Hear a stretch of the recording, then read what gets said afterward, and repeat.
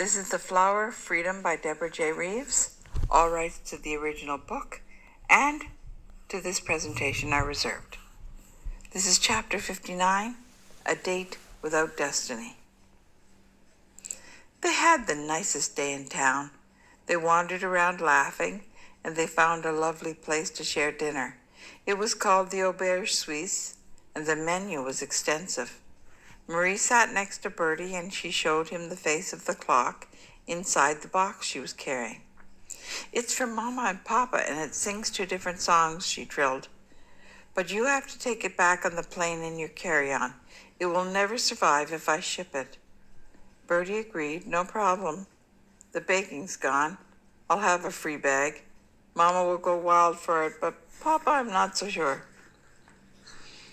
They had already learned that the movie theater was showing a movie they all wanted to see at 7 o'clock. Michaud went to the desk of the maitre d' to ensure that the trains were still running when the movie let out later that night, and he assured him that they did. Everyone from around here, from all the towns, comes to the movies, and they need to be able to get home, so the trains are guaranteed. "What movie are you planning to see?" he asked, and he was told, and he said, "Good choice. My wife and I saw it last night. You will not be disappointed." In a show of solidarity, the girls all took the tags off their new scarves, and they wore them over their sweaters, whether they matched or not. At 6:30, they all paid and left the restaurant to walk the short distance to the movie theater. How the West Was Won had just been released, and they were eager to see the new world into which they were sending one of their own. Philippe wanted everyone to know that he would probably have the high score in pinball in Montreal as well. He was more concerned about that than traveling across the ocean to school. He would have Bertie to show him the ropes. If Marie could do it in reverse, he had no doubt that he would be fine, and he told them so. Bertie said, "Canada is not exactly the same as the USA, but it's big." And Marie added, "It's big, not so many people, but the country is big." "And cold," said Michaud. "Not all the time," said Philippe, and they were all buying their tickets and going to find their seats. "This movie is more than 2.5 hours long, so I'm hitting the loo, as the British say," Joseph advised. The girls thought it was a good idea, too, and they went together, while the boys went one at a time through the doors off the lobby. When they were together again, they moved into the screening theater. Michaud told them that sitting in the center of the theater, about halfway up, would give them the best immersive experience, so everyone followed his lead. He ensured that he sat next to Suzette. No one had popcorn because they'd just eaten, but Joseph went to the concession stand, and he came back with an assortment of candy. "You're making me fat," Nicole said with a wink in his direction. Joseph thought rooming with Michaud is not good for me. Now I think I'm in love. It wasn't long before all the advertising was concluded and the movie began. They sat spellbound for more than 2.5 hours. They were astounded by the vistas and the distances. The cast of actors was amazing.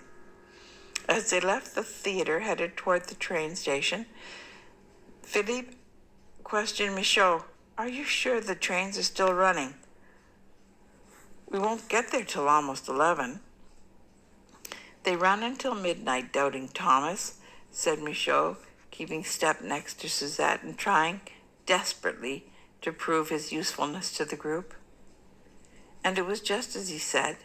They bought their tickets and boarded before 11 o'clock when the train left. They discussed the movie all the way back.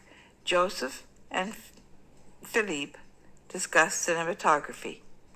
Nicole and Suzette discussed Gregory Peck. Michaud asked Bertie why they were skiing in Switzerland if they had mountains like that in the USA.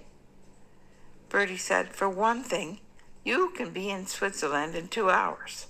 The Rockies are almost half a world away from Paris. Michaud was shocked by the distances involved. Bianca and Marie put their heads together to think about what they would do tomorrow. Bianca asked the group, "Is everyone up for skiing again tomorrow?" And there was general agreement in response. "Do you want to sleep in, or shall we start out early?" asked Marie.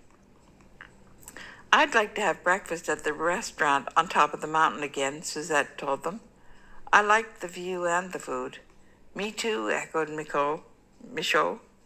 "I thought those ladies were nice." "Are we all agreed?" asked Bianca. "And do you want to set out on the first trip of the ski lift? That means being in the lobby at 5:45.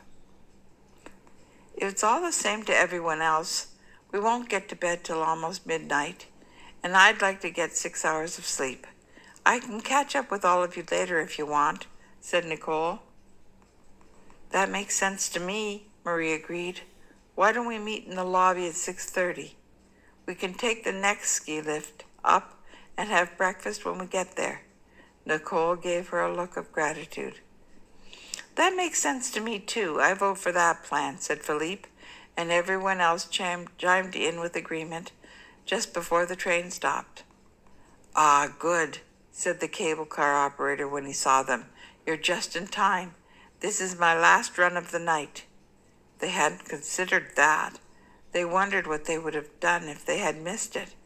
But they hadn't missed it, and it deposited them safely in the little town minutes later. That's the end of chapter 59.